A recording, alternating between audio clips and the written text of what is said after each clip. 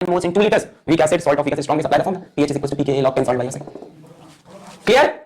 पक्के से? चलिए ऐसे क्वेश्चन किस तरह से समझ में आ गया है? चलिए देखते हैं इसी का एक और क्वेश्चन लेते हैं इस फॉर्म का जिसमें डायरेक्ट बफर आपको ना दे रखा हो। अभी वर्किंग बफर भी हम पढ़ेंगे, पहले सवाल लेते हैं। तो सवाल हमको दे रहा है find the pH of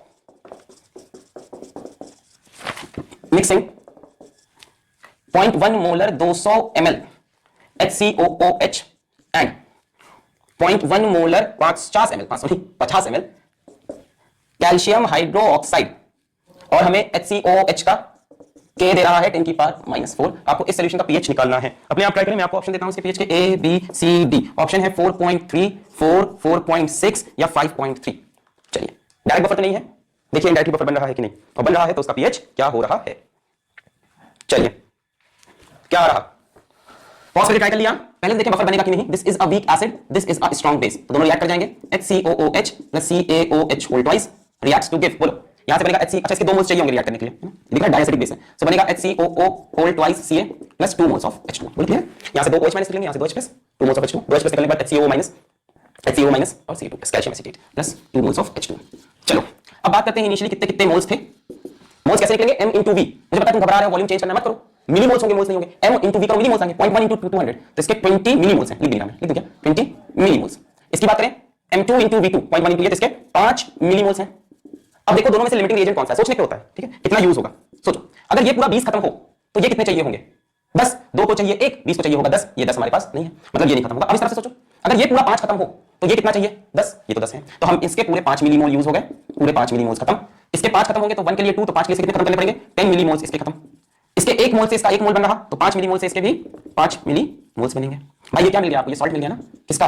weak acid strong base का। तो ये और ये मिलके क्या बना लिए? बफर, है कि नहीं? इसको मिलाकर क्या बन जाएगा? बफर। क्लियर है? Salt of weak acid strong base plus weak acid 5 मिली मोल, और ये तो छोटे से मतलब नहीं। अब फाइनली क्या क्या बचा है और देखें फाइनली कितने कितने मोल्स किसके बचे हैं बने। फाइनली बात करें तो फाइनली इसके बीच में से 10 गए तो 10 मिली मोल्स बचे हैं। इसके 5 थे, 5 खत्म, ये खत्म हो गया। इसके 0 थे, 5 बने तो 5 बने। सो फाइनली आपके पास क्या क्या बचा? फाइनली आपके पास HCOOH है और आपके पास CaHCOO होल ट्वाइस है। ये क्या है? Weak acid. ये क्या है? Salt of weak acid strong base. क्या ये बफर बनाएगा? ये तो गया। क्या ये बफर बनाएगा? बिल्कुल बनाएगा साहब। अब इस बफर का pH निकालना है हमको। टोटल वॉल्यूम दिख रहा है, आपको पता है टोटल वॉल्यूम की जरूरत नहीं है, जरा इसका pH निकालने की कोशिश करिए। यहां तक तो मैंने बता दिया। चलिए इसका pH निकालिए। तो मैं अपने प्यारे से मार्कर को खूबसूरत से इंक पिलाऊं, मार्कर तुम इंक पी लो। चलो यहां तक क्लियर है, सबको नोट कर लिया है, बढ़िया। अब इस सॉल्यूशन का pH चाहिए मुझको, यहां तक क्लियर हो गया, बहुत बढ़िया। मिटा दूं मैं? ओके। सो अब मेरे पास जो सॉल्यूशन है घुमा फिरा के इन दोनों को मिलाने पे जो रिजल्टिंग सॉल्यूशन है वो ये है। इस सॉल्यूशन का pH क्या होगा? pKa plus log 10 concentration of salt upon concentration of acid. pKa रखोगे minus log 10 Ka 4 plus log 10। अब देखो सोचो नीचे एसिड कौन सा रहेगा? Weak acid HCOOH। ऊपर सॉल्ट नहीं होता, क्या होता है? हमेशा दिमाग में रखो, कॉन्जुगेट बेस। इसका कॉन्जुगेट बेस कौन होगा? HCOO minus. क्या ऊपर सॉल्ट की कंसंट्रेशन चाहिए? ये रहा सॉल्ट, या HCOO माइनस की, HCOO माइनस की। तो चलो आगे बढ़ते हैं। It will be 4 plus log 10। अब बताओ HCOO माइनस की कंसंट्रेशन क्या होगी? इतनी ही होगी कि इसकी डबल? इसकी डबल। इसमें से कितने HCO माइनस निकलेंगे? 2। तो इसलिए बोलता हूं यहां पे सॉल्ट लिख के क्वेश्चन मत करना, वरना ये क्वेश्चन गलत हो जाता। इतना दिमाग लगाते सब करते लास्ट में यहां किसकी कंसंट्रेशन लग देते? सॉल्ट की, तो गलत हो जाता। सॉल्ट नहीं चाहिए था, एसिड का कॉन्जुगेट बेस। ये 5 है तो सॉल्ट इसमें से HCO माइनस कितना निकलेगा? डबल निकलेगा। सो कंसंट्रेशन होगी 2 into 5 millimoles divided by total volume. Total volume होगा 200 प्लस 50, करने की जरूरत नहीं, कैंसिल हो जाएगा ऊपर नीचे, तो 2 into 5 मैंने लिख लिया। सर आप इतनी आसानी से कैसे मिलीमोल्स में कर रहे हो क्वेश्चन? क्योंकि सब ऊपर नीचे कैंसिल होना है, तो वो भी मिलीमोल्स में, ये भी मिलीमोल्स में, नीचे वॉल्यूम दोनों का सेम ही है। टोटल वॉल्यूम इसका भी 200 प्लस 50 रखना होगा, इसमें 200 प्लस 50 कैंसिल। बस इंपॉर्टेंट ये था, यहां सॉल्ट की कंसंट्रेशन अगर रख देते तो गलत हो, यहां इसकी इसका भी डबल। और HCOOH एसिड की कंसंट्रेशन कहां रही? एसिड के नंबर ऑफ मोल्स कितने बचे हैं? 10 डिवाइड बाय टोटल वॉल्यूम से भी कोई मतलब नहीं। तो 2 5 10, 2 5 10, तो 4 plus log 1 20 basis 0, so pH is 4 again, and option B is correct. तो ऐसे क्वेश्चन में हमेशा pH 4 नहीं आता, वैल्यूज ऐसी सेट की गई थी किताब में कि क्वेश्चन हमारा बहुत जल्दी सॉल्व हो जाए। ये हमने शायद सेट कर ली नोट्स बनाते वक्त। क्लियर हो गया? मजा आया इसमें? इसमें दोनों कांसेप्ट आ गए। एक ये भी आ गया कि सॉल्ट की जगह कॉन्जुगेट बेस, मतलब सॉल्ट की कंसंट्रेशन रखते तो गलत, और एक आ गया कि ये डायरेक्ट बफर तो है नहीं, वीक एसिड स्ट्रॉन्ग बेस है, तो हमने रिएक्शन कराया और बफर बनाया। मिटा दे इसको, बहुत बढ़िया। तो इसके और क्वेश्चन आप इस तरह के अपने आप किताब से प्रैक्टिस कर सकते हो जिसमें डायरेक्ट बफर ना मिल रहा हो और बफर बना के खेल खुद से खेलना पड़ रहा हो। अब बात करते हैं वर्किंग ऑफ बफर सॉल्यूशन की। बफर सॉल्यूशन काम किस प्रकार से करता है? आइए तो हेडिंग लगाइए, working of A buffer solution. और कौन से बफर पढ़ रहे हैं पूरे लेक्चर में? एसिड। बेसिक अगले लेक्चर पढ़ लेंगे एसिड बफर। तो बात करने जा रहे हैं वर्किंग ऑफ एसिडिक बफर। तो एक वीक एसिड ले लिया CH3COOH और इसका salt with strong base CH3COO Na। ये पार्शियली डिसोसिएट किया, क्या देगा? CH3COO माइनस और H+। ये कंप्लीटली डिसोसिएट करके देगा CH3COO माइनस एंड Na+। अब ये बफर सॉल्यूशन है, मतलब इसमें चाहे एसिड डाले चाहे बेस डाले इसका pH चेंज नहीं होगा। रियलिटी में होगा तो बहुत ज्यादा चेंज नहीं होगा जब स्मॉल अमाउंट ऑफ एसिड या बेस डाले। आइए देखते हैं ये चीज कैसे होगी। देखो अगर इसमें एसिड डालोगे तो एसिड से क्या मिलेगा, H प्लस जाके किससे रिएक्ट करेगा, CH3COO माइनस से। और अगर इसमें बेस डालोगे तो बेस से क्या रिलीज होगा, OH माइनस। OH माइनस किससे रिएक्ट करेगा, जाके H प्लस से। ठीक है, तो ये आएगा तो ये किसको ढूंढने लगेगा, CH3CO माइनस को, ये आएगा तो H प्लस को। चलिए एक एक करके देखते हैं दोनों का एक्शन। पहले बात कर लेते हैं एसिड के एडिशन की। ठीक है, तो on addition of acid, acid को ऐड किया, क्या मिला, H प्लस। H प्लस जाके किससे कंबाइन करेगा, CH3CO माइनस से। तो H plus combines with CH3COO minus, कहां से, सॉल्यूशन से। It will form CH3COOH। अब इसमें एक सवाल आएगा कि जैसे ही CH3COH की कंसंट्रेशन बढ़ेगी, बढ़ने लगेगी CH3COH की, तो ये वापस डिसोसिएट करके CH3CO माइनस और H प्लस बनाना चाहेगा, है कि नहीं भाई, इक्विलिब्रियम डिस्टर्ब हो जाएगा, एक तरफ की कंसंट्रेशन बढ़ने लगेगी तो ये वापस डिसोसिएट होना चाहेगा। पर ध्यान से देखो कॉमन आयन इफेक्ट की वजह से ये डिसोसिएट नहीं हो पाएगा, यहां पे कॉमन आयन इफेक्ट लगेगा। ऑलरेडी सॉल्यूशन में ये आयन बहुत ज्यादा है तो ये रिएक्शन हमेशा बैकवर्ड शिफ्ट होना चाह रही होगी due to common ion effect, equilibrium पीछे चला गया तो ये ज्यादा डिसोसिएट नहीं कर पाएगा। तो ऑल्दो कंसंट्रेशन बढ़ा but due to common ion effect, CH3COH can not dissociate back. देखो ऐसा नहीं कि CH3COH डिसोसिएट नहीं कर सकता, करना पड़ेगा अगर मजबूरी हो जाए, करना पड़ेगा, अगर इक्विलिब्रियम खराब हो रहा है तो करना पड़ेगा। पर रुको, दूसरा नुकसान क्या हुआ है, इसकी कंसंट्रेशन कम हुई है, किसकी, CH3CO माइनस। इस इक्विलिब्रियम में इसकी कंसंट्रेशन कम हुई है। पर यार इसकी कंसंट्रेशन कम होना टेंशन की बात नहीं, क्योंकि ये तो सॉल्यूशन में बहुत ढेर सारा है। मतलब दूसरी दिक्कत क्या हुई है कि सॉल्यूशन में CH3COO माइनस का कंसंट्रेशन थोड़ा सा डाउन हुआ है, H प्लस ले गया, बट वी हैव abundant, बहुत ढेर सारा, large amount, we have large amount of CH3COO minus, strong electrolyte दे रहा है, तो इसकी कोई खास कमी इक्विलिब्रियम में नहीं हो रही। अगर ये कम पड़ने लगता, ये ज्यादा हो जाता, तब डेफिनेटली ये डिसोसिएट करता ताकि इक्विलिब्रियम वापस आए। इसकी कोई कमी पड़ी नहीं है, जितना थोड़ा बहुत दिया इसकी और डिसोसिएट कर गया। ये तो कर सकता है ना डिसोसिएट, स्ट्रॉन्ग इलेक्ट्रोलाइट, ये तो 100% डिसोसिएट कर सकता है स्ट्रॉन्ग। तो H प्लस के आने से, एसिड के आने से H प्लस आया, वो H प्लस सॉल्यूशन के H प्लस को बढ़ा नहीं पाया। एसिड का H प्लस आया, वो सॉल्यूशन के H प्लस कंसंट्रेशन को बढ़ा नहीं पाया, यदि बढ़ा देता तो pH कम हो जाता। पर H प्लस आते ही CH3CO माइनस से कंबाइन करके CH3COH बनाया। अब इस CH3COH की वापस डिसोसिएट करने की कोई टेंडेंसी नहीं, क्योंकि ऑलरेडी कॉमन आयन इफेक्ट से रिएक्शन पीछे जा रहा। दूसरी जो इसकी टेंडेंसी होती डिसोसिएट करने की, तब होती कि इसका कंसंट्रेशन फॉल करता, वो भी नहीं किया, इसका कंसंट्रेशन इसने मेंटेन कर दिया डिसोसिएट होकर। ये था एसिड के आने पे जितना भी H प्लस आया सारा H प्लस यूज हो गया, तो H प्लस सॉल्यूशन में नहीं रुक पाया, रुकता तो pH घटाता। अब ऑन एडिशन ऑफ बेस की बात करें, ऑन एडिशन ऑफ बेस, तो बच्चों बेस से हमें क्या मिलेगा, OH minus ion. OH minus ion किससे कंबाइन करेगा, H प्लस आयन से। H प्लस कहां से आया, सॉल्यूशन से, और क्या बनाएगा, H2। अब ऐसा लग रहा है कि सॉल्यूशन में H प्लस की कंसंट्रेशन डिक्रीज करेगी, क्योंकि H प्लस जो सॉल्यूशन का था OH में यूज कर लिया। H प्लस की डिक्रीज करते ही ये इक्विलिब्रियम डिस्टर्ब हो गया, H प्लस को लाने का कोई और तरीका है नहीं। इस इक्विलिब्रियम को बुरा लगा कि H प्लस कम हो गया, ये इक्विलिब्रियम फॉरवर्ड शिफ्ट हुआ, तो on H plus falling short dissociation of CH3COOH occurs. अब की बार क्यों हो गया डिसोसिएशन, क्योंकि इस बार कमी पड़ रही थी किसी चीज की यहां पे, तो डिसोसिएशन इसका हुआ so as to restore concentration of H plus. अब ऐसा नहीं है कि तुम कितना भी OH माइनस डाल दो तो काम हो जाए, वीक है ना यार ये। मान लो तुमने उठा के OH माइनस बहुत सारा डाल दिया है ना, बेस की बहुत सारी अमाउंट डाल दी, तो आएगा सारे H प्लस को लेकर चला जाएगा।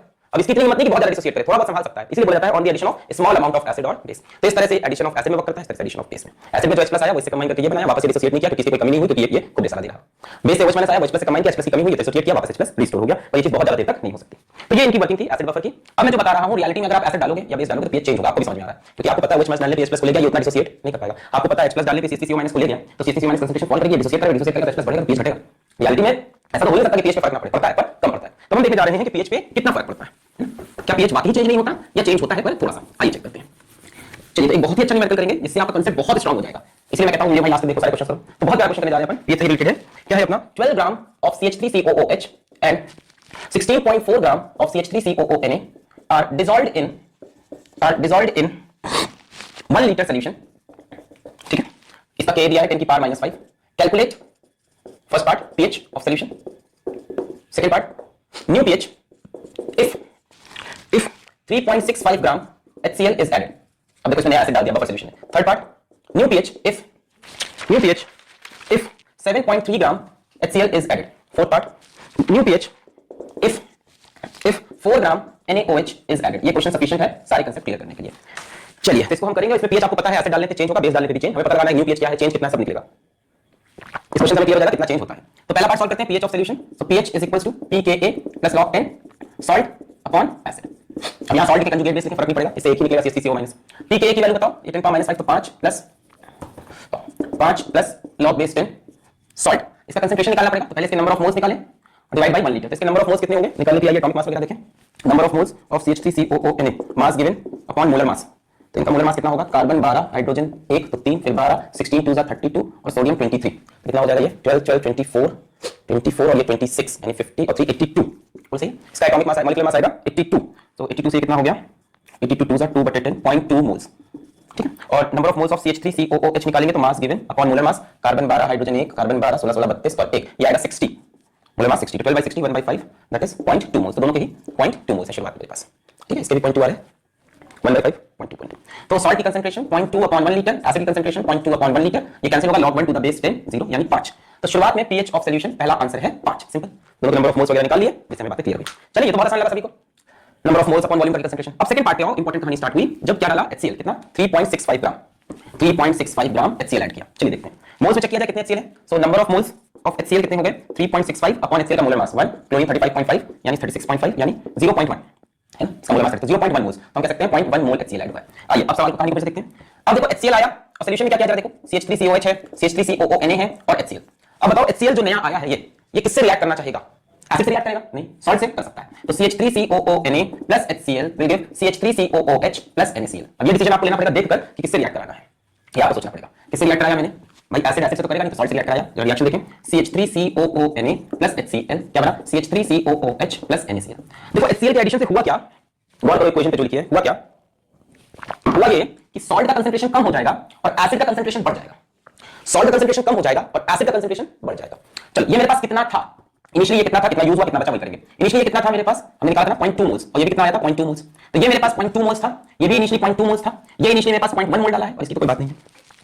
बोलो ये ऐसे सॉल्यूशन में थे, ये पहले से था, ये पहले से था, ये डाला है, ये इनिशियल बात हुई। अब कितना कितना यूज हुआ, देखो ये पूरा 0.2 यूज नहीं हो पाएगा क्योंकि इसके 0.2 के लिए ये भी 0.2 चाहिए जो कि अवेलेबल नहीं है, यानी HCl लिमिटेड रिएजेंट बनेगा, वो डिसाइड करेगा कि कितना कितना यूज होना है। HCl पूरा खत्म हो गया, 0.1 यूज हो गया, ये एक के लिए एक चाहिए तो 0.1 के लिए 0.1। अच्छा HCl एक खत्म होता तो ये एक बनता, HCl 0.1 खत्म हुआ तो ये 0.1 बना और ये कुछ नहीं। तो ये हमारा यूज या फॉर्म की बात हो गई, यूज या फाइनल बात करें कितना कितना बचा, ये कितना कितना बना, ये 0.2 था उसमें से 0.1 गया, 0.1 बचा, ये 0.1 था 0.1 गया, कुछ नहीं बचा, ये 0.2 था 0.2 था 0.1 बन गया, है ना। HCl 0.1 था पूरा यूज हो गया, 0.1 HCl को ये कितना चाहिए 0.1 और 0.1 HCl से कितना बना 0.1, ये पहले से 0.2 तो बन कितना गया 0.3।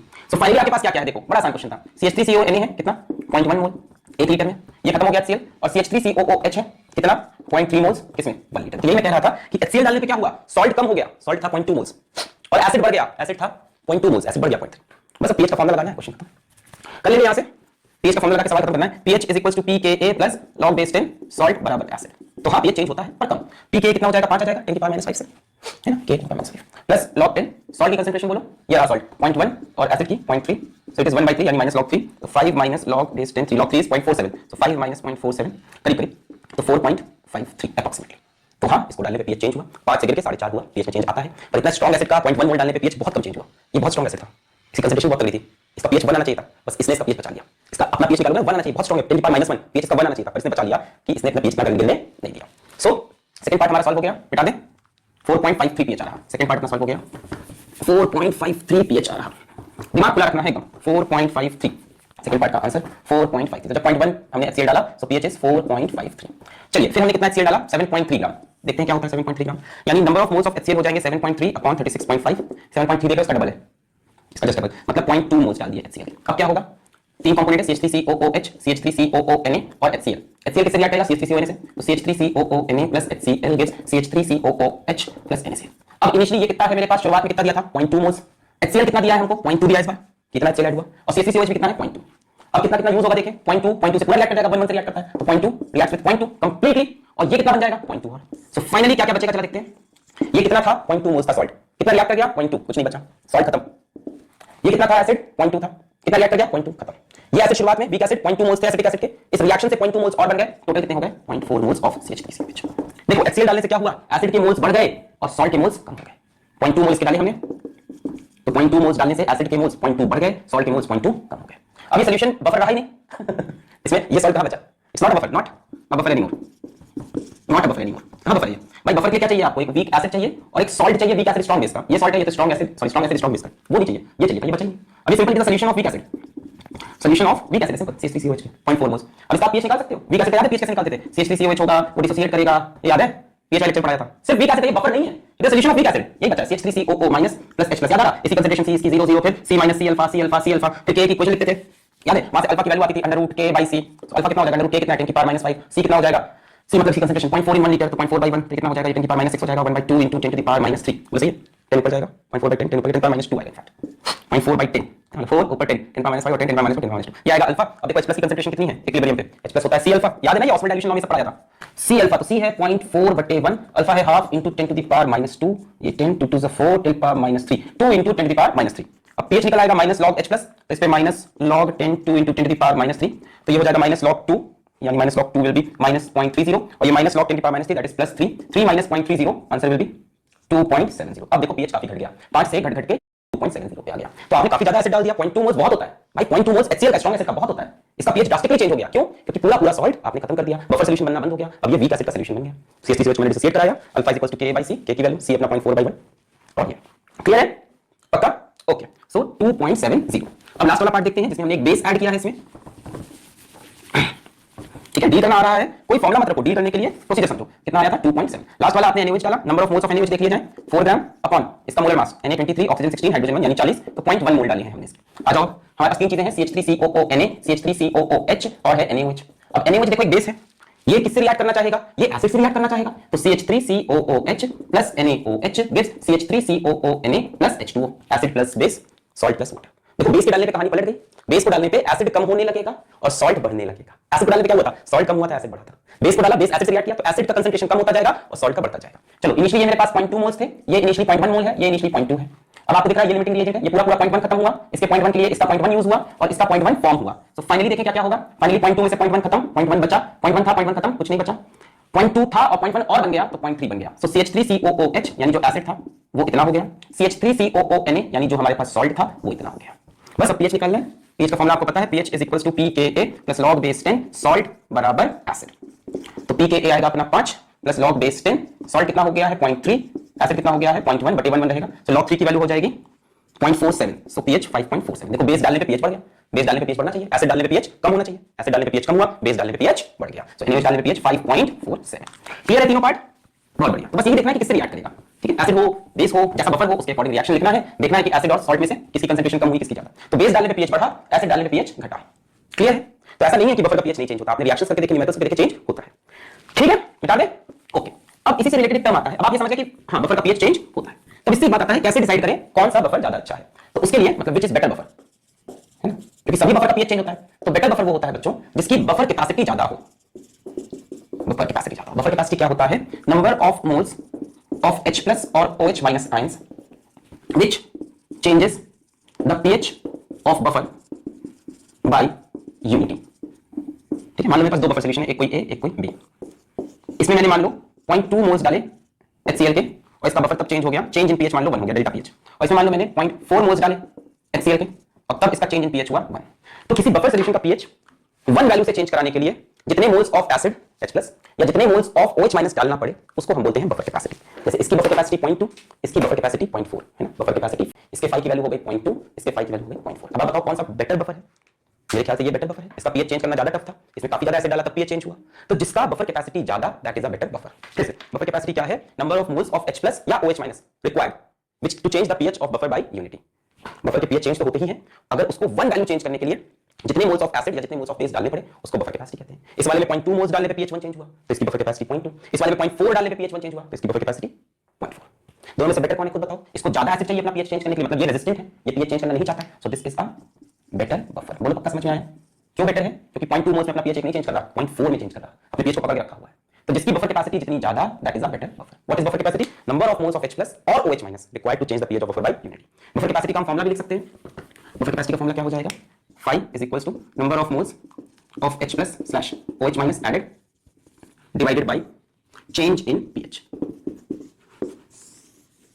यहां से देखो जिसका change in pH कम होगा उसकी बफर कैपेसिटी ज्यादा, जो अपने pH को आसानी से चेंज ना होने देगा इसका change in pH कम उसकी बफर कैपेसिटी ज्यादा, जिसकी बफर कैपेसिटी ज्यादा that is a better buffer. तो जैसे भी समझो buffer capacity number of H plus OH minus required to change the pH by 1 से या number of moles of H plus OH minus added divided by change in pH। ठीक, तो यहां पे आपका ये टॉपिक खत्म होता है बफर सॉल्यूशन, और वैसे तो सारे कांसेप्ट हो गए हैं और ये सभी एसिडिक बफर के थे। अब यही सेम कांसेप्ट हम बेसिक बफर पे लगा सकते हैं जो कि होगा अपना नेक्स्ट लेक्चर। तो पढ़ाई करते रहिए, ऑल द वेरी बेस्ट।